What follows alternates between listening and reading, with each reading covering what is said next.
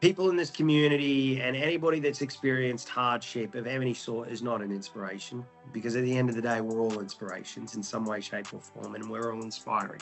So it's not just my community that's inspiring, it's everybody that's inspiring in some way, shape, or form.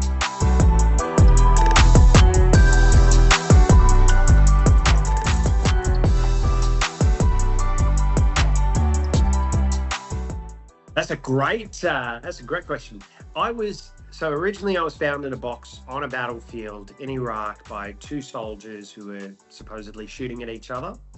They heard a baby cry. They went towards that baby. They saw me, thought, my God, that is the most extraordinary jawline they have ever seen. Notice I turned to the side when I said that. No, they did not say that though, but they did take me to an orphanage where I was then raised there for the next 7 years of my life, experiencing and seeing executions, gunshots, every day wondering whether it was going to be my last. I also met my now brother, Ahmed, who's a insanely talented, extraordinary individual, and today he's a 5-time Paralympian and world record breaker and holder. He wakes up at 4 a.m. in the morning. I wake up at 4 p.m. in the afternoon. That's the difference between the two of us. But then I eventually came out to Australia by an extraordinary woman named Emmanuel Kelly, who's a humanitarian, saved about 20,000 families' lives. And I remember arriving for the first time in Australia, and I was starving to pieces. And I also had an Indian accent because I was an Arab, Persian, Peninsula Arab, African, all that stuff, with an Indian accent because I learned English from my from Indian nuns, which I thought was pretty funny. So I, come to Australia and I say, hello, my name is Emmanuel, all this sort of stuff with an Indian accent. And then, and I was starving to pieces, and Mum gave us spaghetti bolognese, and she says, right, here's your food. I'd never used a knife and fork. I'd never used anything in that capacity, and I'd never eaten spaghetti. And I said, how do I eat this, Auntie Moira, we called her? And she said, if you're hungry enough, you'll figure it out. But that was the stem and the guide, I suppose, that was used for me as I grew up and got older and became more independent. And now I can do anything I want. I can do anything that I set my mind to, and so much so that it drove me. It gave me the willpower, the determination that I think most people need. That tough love did to then end up opening for Coldplay on a stadium and become the first differently abled artist to ever do a stadium tour, which is pretty amazing. To headlining at the FIFA World Cup club final halftime show in 2025. So. And then, release music and have my own company and all that sort of stuff. So I know we'll go deeper into that. But yeah, that's the short version of the story. It goes pretty long, but that's the short elevator pitch version.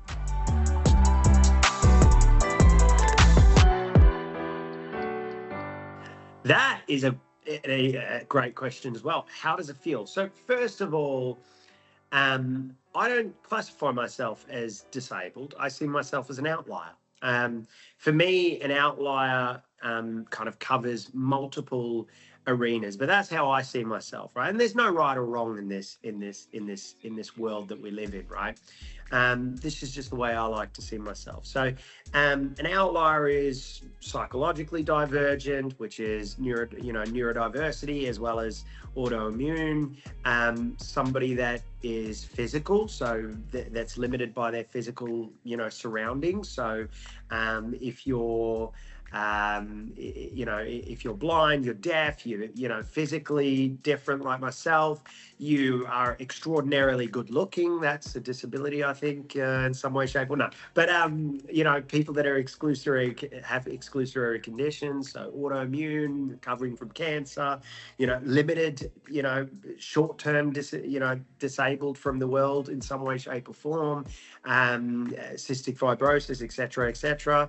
And then finally, we also look at unpaid carers. So those people that are often forgotten are the unpaid carers, and are often limited to the bubble that they're of the people that they care for. So that's how I see myself. So as an outlier, performing at FIFA, at the FIFA Club World Cup, as well as Isle of Wight Festival, I was saying to somebody a few weeks ago that in life we are taught that there is only, that you need to find your purpose in life, and that there's usually only one or two purposes. There's a life purpose and maybe a passion purpose.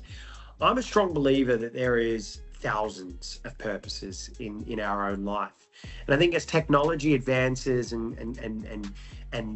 biological immortality used to be sci-fi, now it's becoming more realistic, kind of comes in, as a human species, we need to understand what those potential purposes of our lives could be. And there's so many. So right now, my purpose is to break down the barrier, or at least one of my purposes was to break down the barrier within the music industry for anybody that's different in some way, shape or form. So for me, performing at the Isle of Wight and FIFA Club World Cup final that feeling was satisfaction. I felt pure satisfaction because I was able to do something that nobody has ever done before. And I think being able to break down that wall that stood in front of you for so long, and in some ways I didn't go in and rammed it with sort of a bulldozer approach. I went in from that fox kind of approach, right? When a fox wants its chicken, it figures out all sorts of ways. So I didn't go in a sort of advocacy, this needs to happen, we need to change, I'm marching down the street, and there's nothing wrong, people can do that. But I often think the best way to change something is, lack of better word, bribing, right? So for me, I feel showing that this community for so long, considering it's been seen as an economic burden, showing that this community is not an economic burden. Our community, it's an economic and commercial opportunity, and showing the world that this community has so much to teach the rest of the world about empathy and the future of what technology could be and all that sort of stuff. That's what drives me to do these things, if that makes sense. So yeah, I felt satisfaction. I felt bloody awesome. Like I just felt extraordinary. You know what? I've just achieved a goal that I set my mind to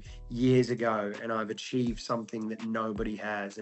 And the closer I get to achieving those sort of final goals in music, the more I start to think about what my next purpose is, and so on and so forth. So for me, I think in one word or two words of how I felt, and that was purpose achieved.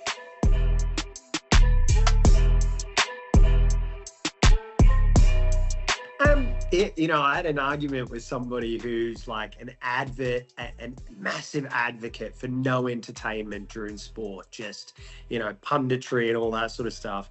And I said to him, can I ask you a question? What's the definition of entertainment? He says, enjoyment, excitement, engagement, all that sort of stuff. I said, what happens when you watch a sports game? He says, enjoyment, excitement, engagement. I said, so then you're being entertained? He says, yeah. I said, well, in that case, sports is a form of entertainment. He says, well, I suppose you're right. I said, so there are two languages or three languages, in my humble opinion, that speaks every language in the world, and every single person speaks it, right? Three languages: film and television, sports, and music. Now, if you have the power or the ability to infuse all three things, you are officially speaking to every single person in the world in some way, shape or form. And I feel like we talk about sport as this thing about creating unity, and I truly believe that, but sports also creates a divide. Now, entertainment, film with the television aspect, and then you throw in music, you actually break that divide of two sides challenging one another in a united forum, right? You actually get rid of complete divide and you create pure unity. And the differently able community, well, humanity in general has never been more segregated and divided than ever. Right now, this is the most humanity has ever been divided and segregated. And at the end of the day, if we are, there's a very high chance that we as a human species are the only intelligent life form in this galaxy among billions of galaxies, an infinite amount of galaxies. But it means just in this galaxy alone, we're the only intelligent species among 400 billion stars. And what are we doing? We're fighting amongst each other and potentially ruining this culture. And with AI and technology and all these things coming in, we human beings are teaching AIs and future technology that will potentially be a sentient creature of sorts, that human beings are terrible and mean and, you know, ununited, which means an AI could make a decision based on something we teach it, which would destroy us. Sports, music, film and television have the power to shift that entire narrative, have the power to bring people together and for a moment understand each other's empathy. And we only need, as a human species, a moment, just a moment to change our to change our perception of life, to change our approach to life, to find new purposes, to understand other people more, to have more empathy, to end a war. We only need a moment. And for years, sports, music, and film and television have been the tools to give us those moments.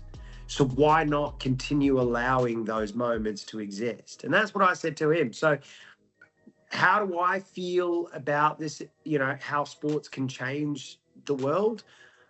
I think you combine sports with music and entertainment, my God, we, you know, as a human species, we could create an extraordinary tool to give the world the message that it needs more than ever, and that is stop your bloody bickering, stop your bloody arguments, stop, you know, getting angry at each other for no bloody reason because somebody got more views or followers or whatever it is that you got issues with. Stop giving a crap about how you look because somebody might be prettier than you or different than you. I mean, at the end of the day, we're all unique, we're all beautiful, we're all different. So let's embrace that.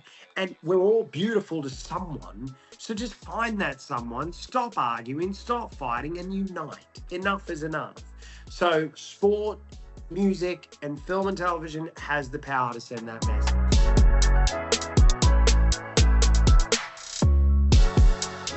What do I want audiences that hear me speak get from my message? Number one, people in this community and anybody that's experienced hardship of any sort is not an inspiration, because at the end of the day, we're all inspirations in some way, shape or form, and we're all inspiring. So it's not just my community that's inspiring, it's everybody that's inspiring in some way, shape or form. So stop looking at me from how amazing is he? I can be a real asshole. If I ever had a second movie, which I do have a first movie coming out soon, the second movie would be called One Leg, One Arm, Giant Asshole, because I think it's okay to be yourself. It's okay to be life. Live your life as you. But just know that the moment you do that, you may not have everybody love you, and that's okay. Not everybody has to love you or love your methods. Not everybody has to respect you or respect your methods.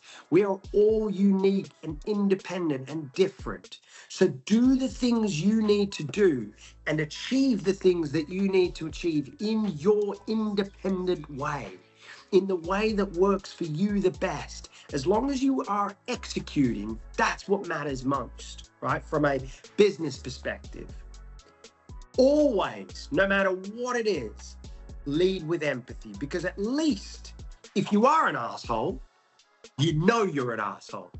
And it's more powerful to live with the truth and more potent, and people respect you far more if they know who you are and what you are, than if you try and fake your sincerity or your insincerity in the business that you create. So if you are an oiling company, you are an oiling company and you are destroying the planet. Fine, admit it, go for it, but lead with empathy. And so the way you lead with empathy as an oiling company is, okay, we're still gonna dig and do all the things that we're gonna do, but we're also gonna find other solutions so we don't have to dig and ruin the environment, right? So don't try and be something you're not, I think, is the moral of my message.